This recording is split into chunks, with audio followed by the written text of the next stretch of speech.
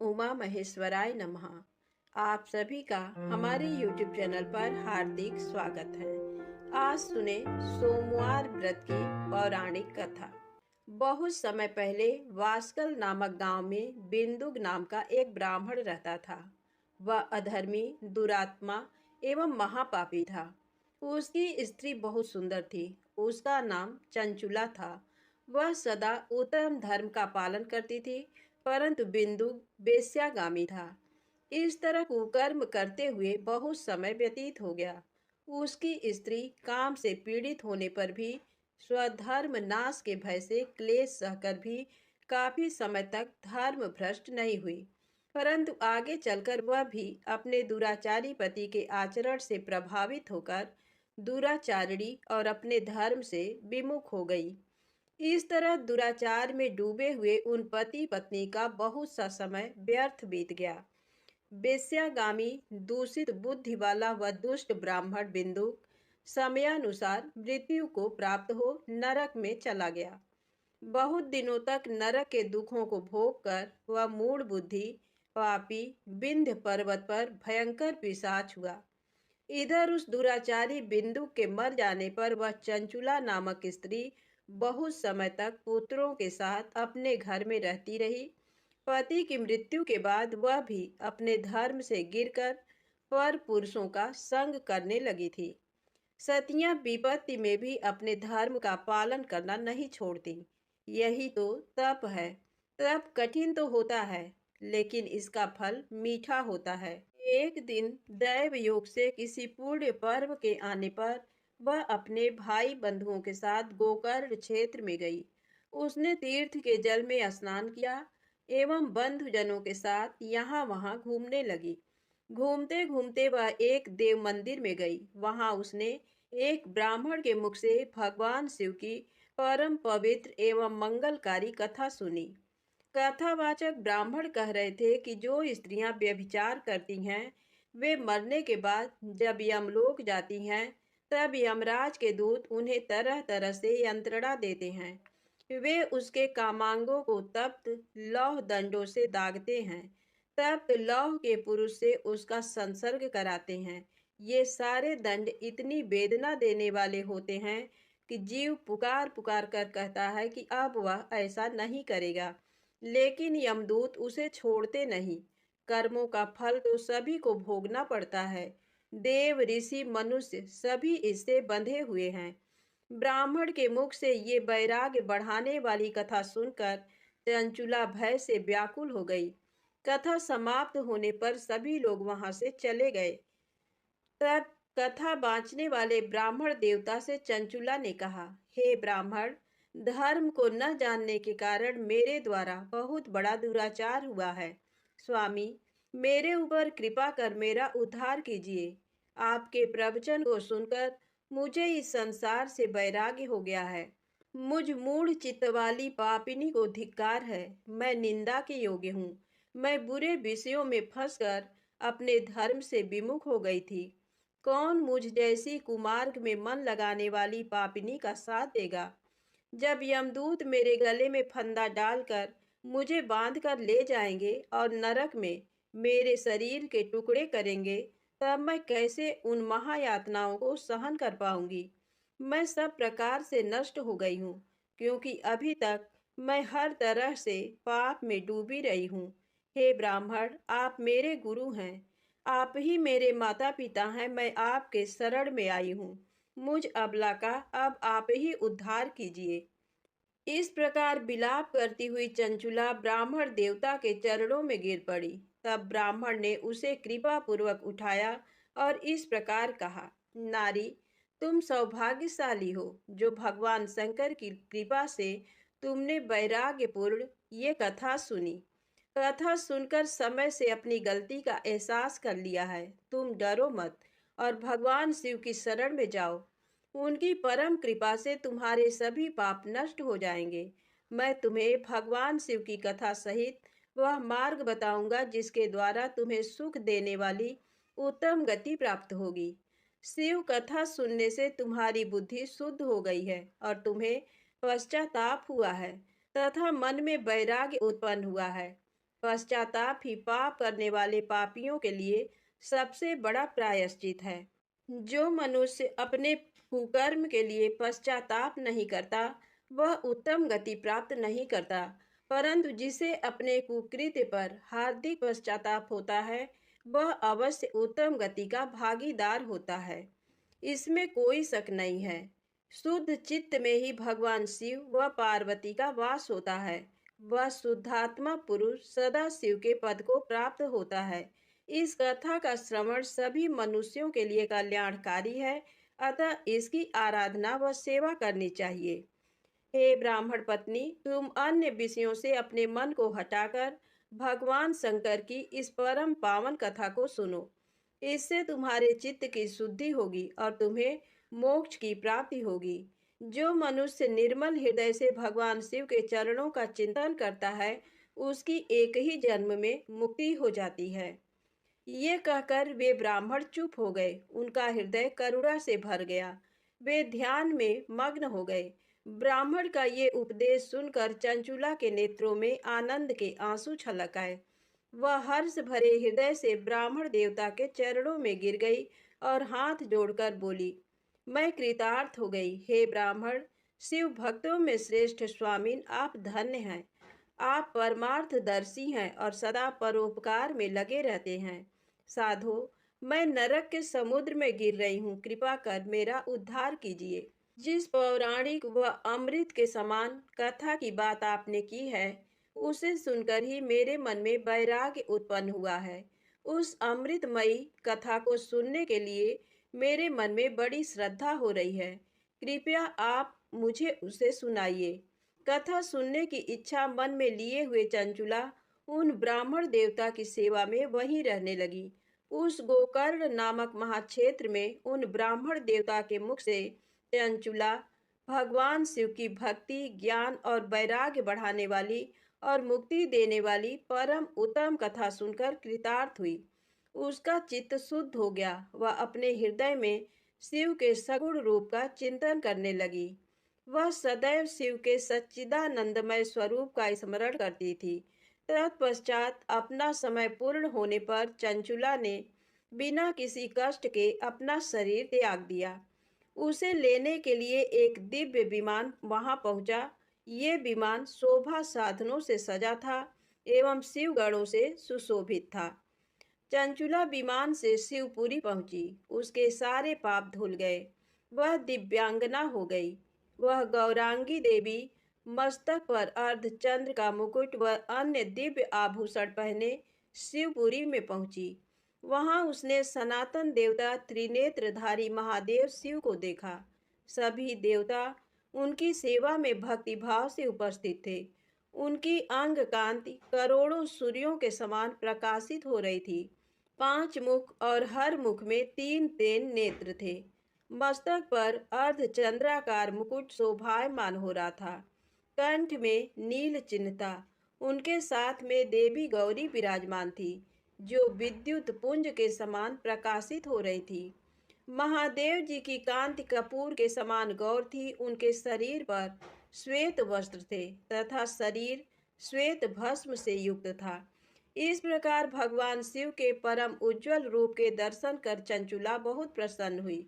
उसने भगवान को बारंबार प्रणाम किया और हाथ जोड़कर प्रेम, आनंद और संतोष से युक्त हो विनीत भाव से खड़ी हो गई। उसके नेत्रों से आनंदाश्रुओं की धारा बहने लगी। भगवान शंकर व भगवती गौरी उमा ने करुणा के साथ सौम्य दृष्टि से देखकर चंचुला को अपने पास बुलाया। गौरी उमा ने उसे प्रेम पूर्वक अपनी सखी बना लिया। चंचुला सुखपूर्वक भगवान शिव के धाम में उमा देवी की सखी के रूप में निवास करने लगी। एक दिन चंचुला आनंद में मग्न उमा देवी के पास गई और दोनों हाथ जोड़कर उनकी स्तुति करने लगी। हे गिरिराज नंदिनी, स्कंद माता उमा, आप सभी मनुष्यों एवं देवताओं द्वारा पूज्य तथा समस्त सुखों को देने वाली हैं। आप शंभु प्रिया हैं। आप ही सगुणा और निर्गुणा हैं। हे सच्चिदानंद स्वरूपिणी, आप ही प्रकृति की पोषक हैं। हे माता, आप ही संसार की सृष्टि, पालन और संहार करने वाली हैं। इस प्रकार सदगति प्राप्त चंचुला देवी की स्तुति कर शांत हो गई। उसकी आंखों में प्रेम के आंसू उमड़ आए। तब शंकर प्रिया भक्त वत्सला उमा देवी ने बड़े प्रेम से चंचुला को चुप कराते हुए कहा, सखी चंचुला, मैं तुम्हारी स्तुति से प्रसन्न हूँ। बोलो, क्या वर मांगती हो? चंचुला बोली, हे गिरिराज कुमारी, मेरे पति बिंदुक इस समय कहाँ हैं? उनकी स्थिति कैसी है, मुझे बताइए और कुछ उपाय कीजिए ताकि हम फिर से मिल सकें। हे महादेवी, मेरे पति एक शूद्र जाति वेश्या के प्रति आसक्त थे और पाप में ही डूबे रहते थे। गिरिजा बोली, बेटी, तुम्हारा पति बिंदुक बड़ा पापी था, उसका अंत बड़ा भयानक हुआ। वेश्या का उपभोग करने के कारण वह मूर्ख नरक में अनेक वर्षों तक अनेक प्रकार के दुख भोगकर अब शेष पाप को भोगने के लिए विंध्य पर्वत पर पिशाच की योनि में रह रहा है। वह दुष्ट वहीं वायु पीकर रहता है और सब प्रकार के कष्ट सहता है। गौरी देवी की ये बात सुनकर चंचुला अत्यंत दुखी हो गई। फिर मन को किसी तरह स्थिर करती हुई दुखी हृदय से माँ गौरी से उसने एक बार फिर पूछा, हे महादेवी, मुझ पर कृपा कीजिए और मेरे पापी पति का अब उद्धार कर दीजिए। कृपा करके मुझे वह उपाय बताइए जिससे मेरे पति को उत्तम गति प्राप्त हो सके। गौरी देवी ने कहा, यदि तुम्हारा पति भगवान शिव की पुण्यमयी उत्तम कथा सुने तो वह इस दुर्गति को पार करके उत्तम गति का भागी हो सकता है। अमृत के समान मधुर गौरी देवी का ये वचन सुनकर चंचुला ने दोनों हाथ जोड़कर मस्तक झुकाकर उन्हें बारंबार प्रणाम किया तथा प्रार्थना की कि मेरे पति को भगवान शिव की कथा सुनाने की व्यवस्था कीजिए। ब्राह्मण पत्नी चंचुला के बार बार प्रार्थना करने पर शिव प्रिया गौरी देवी ने भगवान शिव की महिमा का गान करने वाले गंधर्वराज तुम्बुरु को बुलाकर कहा, तुम्बुरो, तुम्हारी भगवान शिव में प्रीति है। तुम मेरे मन की सभी बातें जानकर मेरे कार्यों को सिद्ध करते हो। तुम मेरी इस सखी के साथ विंध्य पर जाओ। वहाँ एक महाघोर और भयंकर पिशाच रहता है। पूर्व जन्म में वह पिशाच बिंदुक नामक ब्राह्मण मेरी इस सखी चंचुला का पति था। वह वेश्यागामी हो गया था। उसने स्नान, संध्या आदि नित्य कर्म छोड़कर अपवित्र रहने लगा। क्रोध के कारण उसकी बुद्धि भ्रष्ट हो गई। दुर्जनों से उसकी मित्रता तथा सज्जनों से द्वेष बढ़ गया था। वह अस्त्र शस्त्र से हिंसा करता, लोगों को सताता और उनके घरों में आग लगा देता था। चांडालों से दोस्ती करता, वह रोज वेश्या के पास जाता था। पत्नी को त्याग कर दुष्ट लोगों से दोस्ती कर उन्हीं के संपर्क में रहता था। वह मृत्यु तक दुराचार में फंसा रहा। मृत्यु के बाद उसे पापियों के भोग स्थान यमपुर ले जाया गया।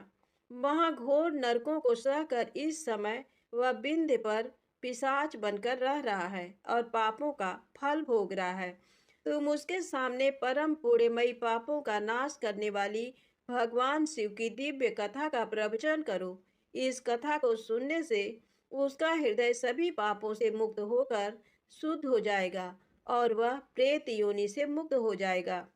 दुर्गति मुक्त होने पर उस बिंदुक नामक पिशाच को विमान पर बिठाकर तुम भगवान शिव के पास ले आना। माँ उमा का आदेश पाकर गंधर्व राज तुम्बरो प्रसन्नता पूर्वक अपने भाग्य की सराहना करते हुए चंचुला को साथ लेकर विमान से पिशाच के निवास स्थान विंध्य पर्वत पर गया। वहां पहुंचकर उसने उस विकराल आकृति वाले पिशाच को देखा। उसका शरीर विशाल था, उसकी ठोड़ी बड़ी थी। वह कभी हंसता, कभी रोता, कभी उछलता था। महाबली तुम्बरों ने बिंदुक नामक पिशाच को पासों से बांध लिया। उसके पश्चात तुम्बरों ने कथा बाँचने के लिए स्थान तलाश कर मंडप की रचना की। शीघ्र इस बात का पता लोगों को चल गया कि एक पिशाच के उद्धार हेतु देवी पार्वती की आज्ञा से तुम्बरो भगवान शिव की कथा सुनाने विंध्य पर्वत पर आया है। उस कथा को सुनने के लोभ से बहुत से देवर्षि वहां पहुंच गए। सभी को आदर पूर्वक स्थान दिया गया। पिशाच बिंदु को बांसों में बांधकर आसन पर बिठाया गया और तब तुम्बरू ने परम उत्तम भगवान शिव की अमृत कथा का गान शुरू किया, जिससे सभी श्रोता कृतार्थ हो गए। परम पुण्यमय कथा को सुनकर पिशाच सभी पापों से मुक्त हो गया और उसने पिशाच शरीर का त्याग कर दिया। शीघ्र ही उसका रूप दिव्य हो गया, उसका शरीर गौर वर्ण का हो गया, शरीर पर श्वेत वस्त्र एवं पुरुषों के आभूषण आ गए। इस प्रकार दिव्य देहधारी होकर बिंदुक अपनी पत्नी चंचुला के साथ स्वयं भी भगवान शिव का गुणगान करने लगा। उसे इस दिव्य रूप में देखकर सभी को बहुत आश्चर्य हुआ। उसका मन परम आनंद से परिपूर्ण हो गया। सभी भगवान महेश्वर के अद्भुत चरित्र को सुनकर कृतार्थ हो उसका यशोगान करते हुए अपने अपने धाम को चले गए। बिंदुक अपनी पत्नी चंचुला के साथ विमान में बैठकर शिवपुरी की ओर चल दिया। महेश्वर के गुणों का गान करता हुआ बिंदुक अपनी पत्नी चंचुला व तुम्बरू के साथ शीघ्र ही शिवधाम पहुंच गया। भगवान शिव व देवी पार्वती ने उसे अपना पार्षद बना लिया। दोनों पति पत्नी सुखपूर्वक भगवान महेश्वर एवं देवी गौरी के श्री चरणों में अविचल निवास पाकर धन्य हो गए। प्रेम से बोले शंकर भगवान गौरी माता की जय हो। अब आइए सुने मनोकामना पूर्ण करने वाली सोमवार व्रत की अगली पौराणिक कथा। इस कथा को श्रद्धा और भक्ति के साथ पूरा अवश्य सुनेगा। एक समय की बात है, किसी नगर में एक साहूकार रहता था। उसके घर में धन की कोई कमी नहीं थी, लेकिन उसकी कोई संतान नहीं थी। इस कारण वह बहुत दुखी था। पुत्र प्राप्ति के लिए वह प्रत्येक सोमवार व्रत रखता था और पूरी श्रद्धा के साथ शिव मंदिर जाकर भगवान शिव और पार्वती जी की पूजा करता था। उसकी भक्ति देखकर एक दिन माँ पार्वती प्रसन्न हो गई और भगवान शिव से उस साहूकार की मनोकामना पूर्ण करने का आग्रह किया। पार्वती जी की इच्छा सुनकर भगवान शिव ने कहा कि हे पार्वती, इस संसार में हर प्राणी को उसके कर्मों का फल मिलता है और जिसके भाग्य में जो हो उसे भोगना ही पड़ता है। लेकिन पार्वती जी ने साहूकार की भक्ति का मान रखने के लिए उसकी मनोकामना पूर्ण करने की इच्छा जताई। माता पार्वती के आग्रह पर शिव जी ने साहूकार को पुत्र प्राप्ति का वरदान तो दिया, लेकिन साथ ही ये भी कहा कि उसके बालक की आयु केवल 12 वर्ष होगी। माता पार्वती और भगवान शिव की बातचीत को साहूकार सुन रहा था। उसे ना तो इस बात की खुशी थी और ना ही दुख। वह पहले की भांति शिव जी की पूजा करता रहा। कुछ समय के बाद साहूकार के घर एक पुत्र का जन्म हुआ। जब वो बालक 11 वर्ष का हुआ तो उसे पढ़ने के लिए काशी भेज दिया गया। साहूकार ने पुत्र के मामा को बुलाकर उसे बहुत सारा धन दिया और कहा कि तुम इस बालक को काशी विद्या प्राप्ति के लिए ले जाओ और मार्ग में यज्ञ कराना। जहाँ भी यज्ञ कराओ वहाँ ब्राह्मणों को भोजन कराते और दक्षिणा देते हुए जाना। दोनों मामा भांजे इसी तरह यज्ञ कराते और ब्राह्मणों को दान दक्षिणा देते काशी की ओर चल पड़े। रात में एक नगर पड़ा जहाँ नगर के राजा की कन्या का विवाह था, लेकिन जिस राजकुमार से उसका विवाह होने वाला था वह एक आंख से काना था।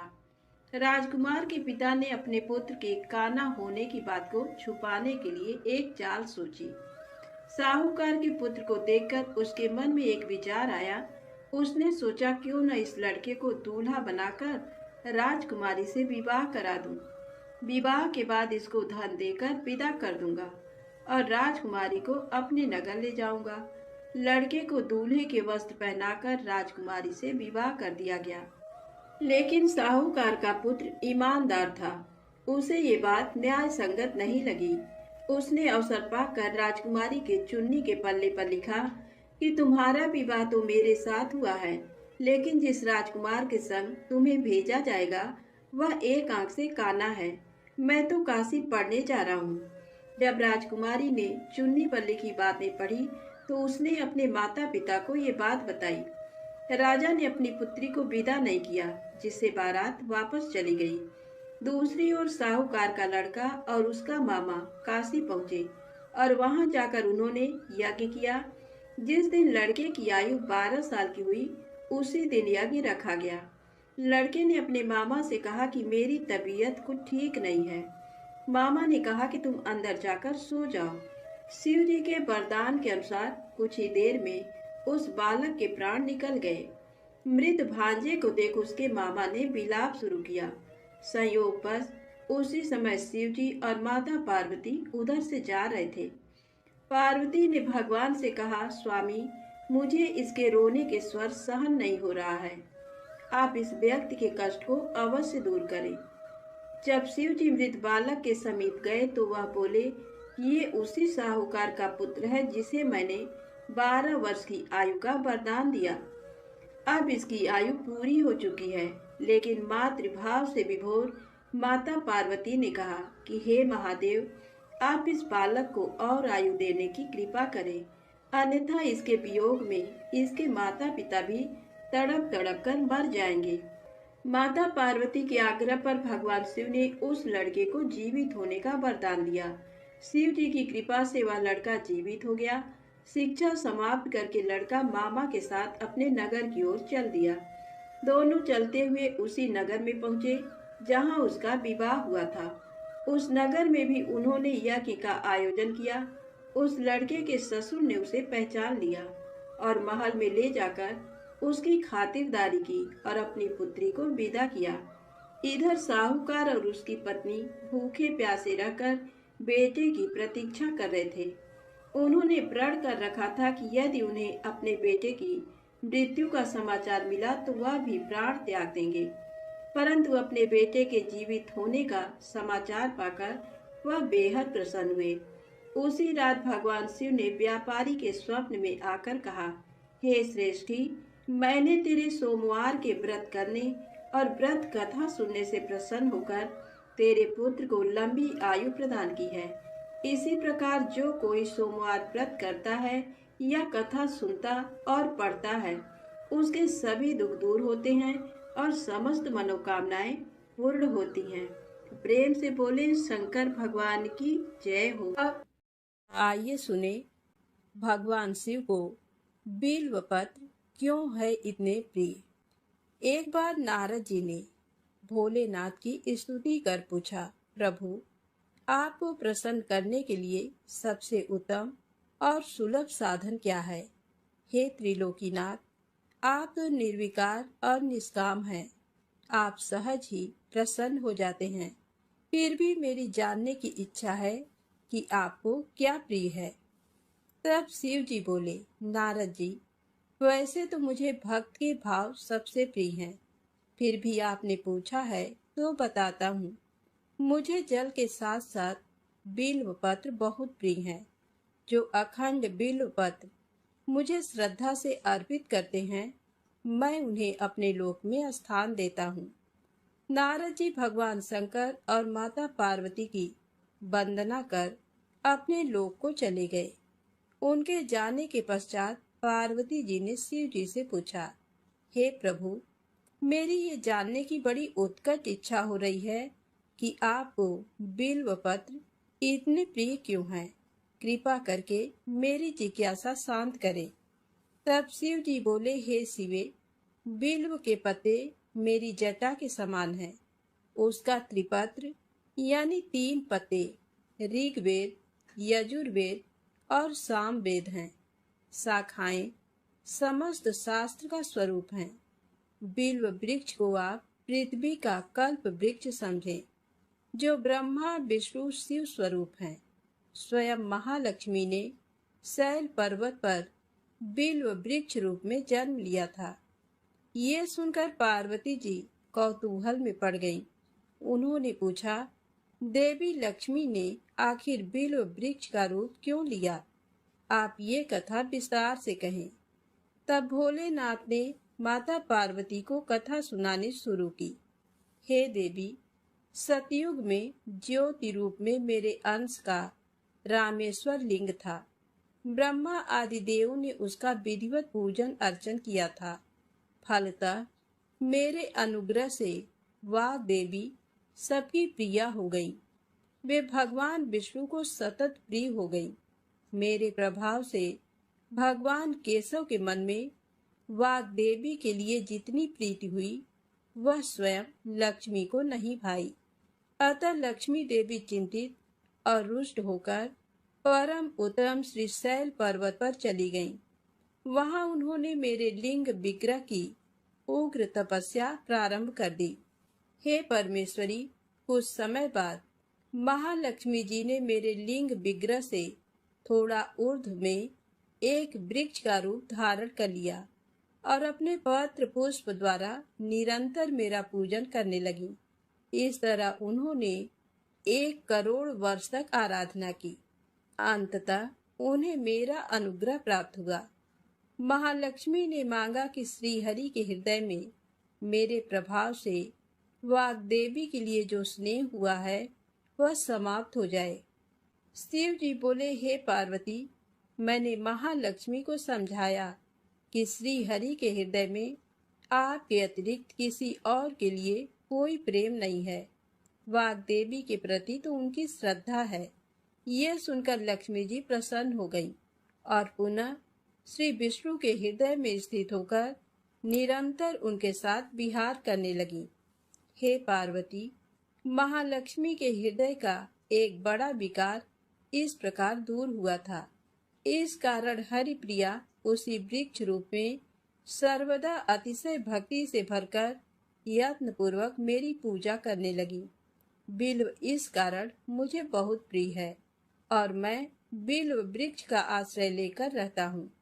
बिल्व वृक्ष को सदा सर्व तीर्थमय एवं सर्व देवमय मानना चाहिए, इसमें तनिक भी संदेह नहीं है। बिल्व पत्र, बिल्व फूल, बिल्व वृक्ष अथवा बिल्व काष्ठ के चंदन से जो मेरा पूजन करता है वह भक्त मेरा प्रिय है। बिल्व वृक्ष को शिव के समान ही समझो, वह मेरा शरीर है। जो बिल्व पर चंदन से मेरा नाम अंकित करके मुझे अर्पण करता है, मैं उसे सभी पापों से मुक्त करके अपने लोक में स्थान देता हूँ। उस व्यक्ति को स्वयं लक्ष्मी जी भी नमस्कार करती हैं। जो बिल्व मूल में प्राण छोड़ता है उसको रुद्र देह प्राप्त होता है। तो प्रेम से बोले, शंकर भगवान की जय हो। अब आइए सुने दूसरी पौराणिक कथा। एक समय शिव जी महाराज पार्वती जी के साथ हरिद्वार में घूम रहे थे। पार्वती जी ने देखा कि सहस्त्रों मनुष्य गंगा में नहा नहाकर हर हर गंगे कहते चले जा रहे हैं, परंतु प्रायः सभी दुखी और पाप परायण हैं। तब पार्वती जी ने बड़े आश्चर्य से शिव जी से पूछा कि हे देव, गंगा में इतनी बार स्नान करने पर भी इनके पाप और दुखों का नाश क्यों नहीं हुआ? क्या गंगा में सामर्थ्य नहीं रहा? तब शिव जी ने कहा, प्रिय, गंगा में तो वही सामर्थ्य है, परंतु इन लोगों ने पापनाशनी गंगा में स्नान ही नहीं किया है, तब इन्हें लाभ कैसे हो? पार्वती जी ने आश्चर्य से कहा कि स्नान कैसे नहीं किया? सभी तो नहा नहाकर आ रहे हैं, अभी तक इनके शरीर भी नहीं सूखे हैं।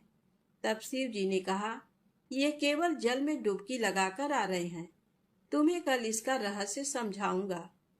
दूसरे दिन बड़े जोर की बरसात होने लगी। गलियां कीचड़ से भर गईं। एक चौड़े रास्ते में एक गहरा गड्ढा था। चारों ओर कीचड़ भर रहा था। शिव जी ने लीला से ही वृद्ध रूप धारण कर लिया और दीन विवश की तरह गड्ढे में जाकर ऐसे पड़ गए जैसे कोई मनुष्य चलता चलता गड्ढे में गिर पड़ा हो और निकलने की चेष्टा करने पर भी नहीं निकल पा रहा हो। पार्वती जी को उन्होंने ये समझाकर गड्ढे के पास बैठा दिया कि देखो, तुम लोगों को सुना सुनाकर यूं पुकारती रहो कि मेरे वृद्ध पति अकस्मात गड्ढे में गिर पड़े हैं। कोई पुण्यात्मा इन्हें निकालकर इनके प्राण बचाए और मुझ असहाय की सहायता करे। शिव जी ने ये और समझा दिया कि जब कोई गड्ढे से मुझे निकालने को तैयार हो तब इतना और कह देना कि भाई, मेरे पति सर्वथा निष्पाप हैं और इन्हें वही छुए जो स्वयं निष्पाप हो। यदि आप निष्पाप हैं तभी इनको हाथ लगाइए, नहीं तो हाथ लगाते ही आप भस्म हो जाएंगे। पार्वती जी तथास्तु कहकर गड्ढे के किनारे बैठ गई और आने जाने वालों को सुना सुनाकर शिव जी की सिखाई हुई बात कहने लगी। गंगा में नहाकर लोगों के दल आ रहे हैं। सुंदर युवती को यूं बैठी देख कईयों के मन में पाप आया। कई लोग लज्जा से डरे तो कईयों को कुछ धर्म का भय हुआ, कई कानून से डरे। कुछ लोगों ने तो पार्वती जी को ये भी सुना दिया कि मरने दे बुढ़े को, क्यों उसके लिए रोती है। आगे और कुछ दयालु सच्चरित्र पुरुष थे। उन्होंने करुणा बसो युवती के पति को निकालना चाहा, परंतु पार्वती के वचन सुनकर वे भी रुक गए। उन्होंने सोचा कि हम गंगा में नहाकर आए हैं तो क्या हुआ, पापी तो हैं ही, कहीं होम करते हाथ न जल जाए। बूढ़े को निकालने जाकर इस स्त्री के कथनानुसार हम स्वयं भस्म न हो जाएं। किसी को साहस नहीं हुआ। सैकड़ों आए, सैकड़ों ने पूछा और चले गए। संध्या हो चली। शिव जी ने कहा, पार्वती देखा, आया कोई गंगा में नहाने वाला। थोड़ी देर बाद एक जवान हाथ में लोटा लिए हर हर गंगे करता हुआ निकला। पार्वती जी ने उसे भी वही बात कही। युवक का हृदय करुणा से भर आया। उसने शिव जी को निकालने की तैयारी की। तभी पार्वती जी ने रोक कर कहा कि भाई, यदि तुम सर्वथा निष्पाप नहीं होगे तो मेरे पति को छूते ही जल जाओगे। उसने उसी समय बिना किसी संकोच के दृढ़ निश्चय के साथ पार्वती जी से कहा कि माता, मेरे निष्पाप होने में तुझे संदेह क्यों होता है? देखती नहीं, मैं अभी गंगा नहाकर आया हूँ। भला गंगा में गोता लगाने के बाद भी कभी पाप रहते हैं? तेरे पति को निकालता हूँ। युवक ने लपक कर बूढ़े को ऊपर उठा लिया। शिवजी और पार्वती जी ने उसे अधिकारी समझकर अपना असली स्वरूप प्रकट कर उसे दर्शन देकर कृतार्थ किया। शिवजी ने पार्वती से कहा कि इतने लोगों में से इस एक ने ही गंगा स्नान किया है। इसी दृष्टांत के अनुसार जो लोग बिना श्रद्धा और विश्वास के केवल दम्भ के लिए गंगा स्नान करते हैं, उन्हें वास्तविक फल नहीं मिलता। परंतु इसका ये मतलब नहीं कि गंगा स्नान व्यर्थ जाता है। विश्वास के साथ किए गए गंगा स्नान का मिलता है वास्तविक फल। शिव जी ने कहा, मैं आपसे भली भांति निश्चित किया हुआ सिद्धांत कहता हूँ। मेरे वचन मिथ्या नहीं है कि जो मनुष्य श्रीहरि का भजन करते हैं वे अत्यंत दुस्तर संसार सागर को सहज ही पार कर जाते हैं। तो प्रेम से बोले, शंकर भगवान की जय हो, गौरी माता की जय हो। अब आइए सुने भगवान शिव की दूसरी कथा। बैजू के भोले बाबा बैजनाथ। बैजू निहायत ही सीधा और सरल इंसान सवेरे शाम जानवर चराता और बाकी का समय मंदिर की साफ सफाई में। एक बार पुजारी बाबा 2 महीने के लिए तीर्थ पे जा रहे थे। बैजू को बुलाया और कहा, बैजू, मंदिर की सारी जिम्मेदारी तुम्हारे ऊपर है और एक बार भोलेनाथ को भोग लगाए बिना खुद भोजन मत ग्रहण करना। बैजू दूसरे दिन नहा धो के जैसे तैसे बन पड़ा। भोजन तैयार कर भोलेनाथ के सामने थाली लेके हाजिर। बाबा, भोजन कर लो। बाबा टस से मस नहीं। सवेरे से शाम हो गई, ना बाबा ने भोजन ग्रहण किया और ना ही बैजू ने। 2-3 दिन यही सिलसिला चला। चौथे दिन बैजू का धीरज टूट गया। पास पड़ी लाठी उठाई और जकड़ दिया शिवलिंग पे। तत्काल भोलेनाथ हाजिर, पीठ मलते हुए। बोलो बैजू, क्या बात है? बैजू बोला, 4 दिन से तुम्हारे चक्कर में बिना कुछ खाए पिए गुहार लगाए रहे हैं, सुनाई नहीं पड़ा और लाठी जकड़ा नहीं के हाजिर। चलो भोजन करो तो हमहू कुछ खाई। बेचारे भोलेनाथ पीठ मलते चुपचाप आनंद के अतिरेक में डूबे, कच्चा पक्का जैसा भी था खाने लगे। अब बैजू बोला, बाबा बड़ा कस के लगा है, रुको तुम भोजन करो। कहते हुए बैजू अंदर जाके चंदन लेकर आया। भोलेनाथ के पीठ पे लगाने लगा। भोजन के बाद भोलेनाथ चलने लगे तो बैजू बोला, कल शाम से आ जाइयो, ठीक है ना? बाबा ने कहा, हाँ हाँ बैजू, कल टाइम से आ जाएंगे। अगले दिन भोलेनाथ माता पार्वती के साथ विराजमान। बैजू बोला, बाबा ये कौन है आपके साथ? तब बाबा ने कहा, तुम्हारी अम्मा है, माता अन्नपूर्णा। बैजू ने कहा, आओ आओ अम्मा। तुरंत बेचारा भाग के दरी ले आया, बिछाया, अंदर से 2 थाली में भोजन लेके हाजिर। बाबा ने पूछा, बैजू तुम्हारे लिए भोजन बचा है ना? बैजू क्या बताता, बोला, हाँ बाबा, चिंता ना करो, बहुत है। आनंद में डूबे अश्रुपूरित नेत्रों से भोजन खत्म किया। तीसरे दिन फिर माता पार्वती के साथ विराजमान, वो भी समय से पहले। बैजू हकबकाया, बाबा आज इतनी जल्दी? माता पार्वती मुस्कुराई, बोली, बैजू आज खाना मैं बनाऊंगी। लाख मना करने के बावजूद बैजू की एक ना चली। माता पार्वती ने भोजन तैयार किया और 3 थाली में सजा के ले आई। भोजन शुरू। बैजू ने तो जिंदगी में ऐसा स्वादिष्ट भोजन किया न था, लेकिन भगवान शिव वही भाव व प्रेम के भूखे भोलेनाथ ने पार्वती मैया से कहा, शिवा। माता ने कहा, हाँ स्वामी, आज भोजन में आनंद नहीं आ रहा है। माता की आंखों से आंसू निकल रहे थे।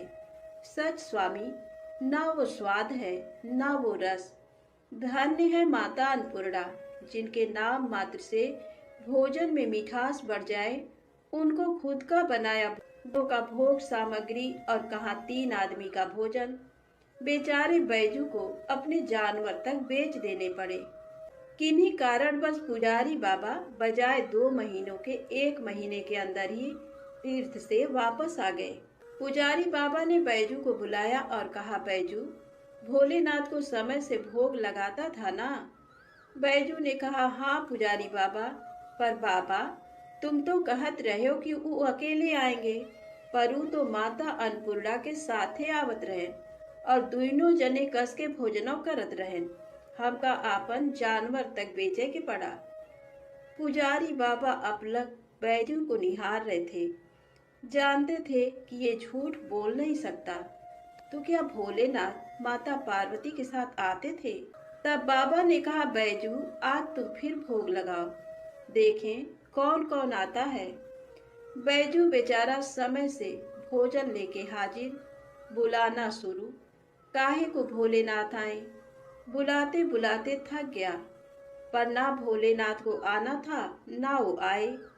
बाबा बाबा, लाठी ना उठाऊंगा, चाहे तुम आओ या न आओ, लाठी ना उठाऊंगा बाबा, लाठी ना उठाऊंगा।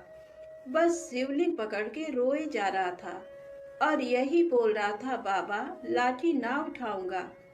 तभी अचानक आवाज आई, बैजू आंखें खोलो बैजू, हम आ गए, आंखें खोलो बैजू। सामने ही माता पार्वती और भोलेनाथ विराजमान थे। लिपट गया चरणों में। माँ बाबा, जो आज तुम न आते तो जान दे देता मैं अपनी। भोलेनाथ ने बैजू को हृदय से लगाया। बोले, बैजू बेमोल विज्ञा तेरे हाथों में। सुन, आज से मुझसे पहले लोग तेरा नाम लेंगे, फिर मेरा। आगे बैजू, पीछे नाथ, बैजनाथ। तो प्रेम से बोले, बाबा बैजनाथ जी की जय हो। अब आइए सुने सोमवार व्रत की अगली पौराणिक कथा। एक बार माता पार्वती ने भगवान शिव से कहा कि प्रभु, मैंने पृथ्वी पर देखा है कि जो व्यक्ति पहले से ही अपने प्रारब्ध से दुखी है, आप उसे और ज्यादा दुख प्रदान करते हैं, और जो सुख में है आप उसे दुख नहीं देते हैं। भगवान ने इस बात को समझाने के लिए माता पार्वती को धरती पर चलने के लिए कहा और दोनों ने इंसानी रूप में पति पत्नी का रूप लिया और एक गांव के पास डेरा जमाया। शाम के समय भगवान ने माता पार्वती से कहा, कि हम मनुष्य रूप में यहाँ आए हैं, इसलिए यहाँ के नियमों का पालन करते हुए हमें यहाँ भोजन करना होगा। इसलिए मैं भोजन की सामग्री की व्यवस्था करता हूँ, तब तक तुम भोजन बनाओ। जब भगवान के जाते ही माता पार्वती रसोई में चूल्हे को बनाने के लिए बाहर से ईंटें लेने गईं और गांव में कुछ जर्जर हो चुके मकानों से ईंटें लाकर चूल्हा तैयार कर दिया। चूल्हा तैयार होते ही भगवान वहां पर बिना कुछ लाए ही प्रकट हो गए। माता पार्वती ने उनसे कहा, आप तो कुछ लेकर नहीं आए, भोजन कैसे बनेगा? भगवान बोले, पार्वती अब तुम्हें इसकी जरूरत नहीं पड़ेगी। भगवान ने माता पार्वती से पूछा कि तुम चूल्हा बनाने के लिए इन ईंटों को कहाँ से लेकर आई? तो माता पार्वती ने कहा, प्रभु इस गांव में बहुत से ऐसे घर भी हैं जिनका रख रखाव सही ढंग से नहीं हो रहा है। उनकी जर्जर हो चुकी दीवारों से मैं ईंटें निकाल कर ले आई। भगवान ने फिर कहा, जो घर पहले से खराब थे तुमने उन्हें और खराब कर दिया। तुम ईंटें उन सही घरों की दीवार से भी तो ला सकती थी। तब माता पार्वती बोली, प्रभु उन घरों में रहने वाले लोगों ने उनका रखरखाव बहुत सही तरीके से किया है और वो घर सुंदर भी लग रहे हैं। ऐसे में उनकी सुंदरता को बिगाड़ना उचित नहीं होता। भगवान बोले, पार्वती यही तुम्हारे द्वारा पूछे गए प्रश्न का उत्तर है। जिन लोगों ने अपने घर का रखरखाव अच्छी तरह से किया है, यानी सही कर्मों से अपने जीवन को सुंदर बना रखा है, उन लोगों को दुख कैसे हो सकता है? मनुष्य के जीवन में जो भी सुखी है वो अपने कर्मों के द्वारा सुखी है और जो दुखी है वो अपने कर्मों के द्वारा दुखी है। इसलिए हर एक मनुष्य को अपने जीवन में ऐसे ही कर्म करने चाहिए कि जिससे इतनी मजबूत व खूबसूरत इमारत खड़ी हो जाए, कभी भी कोई भी उसकी एक ईंट भी निकालने ना पाए। प्रेम से बोले शंकर भगवान की जय हो।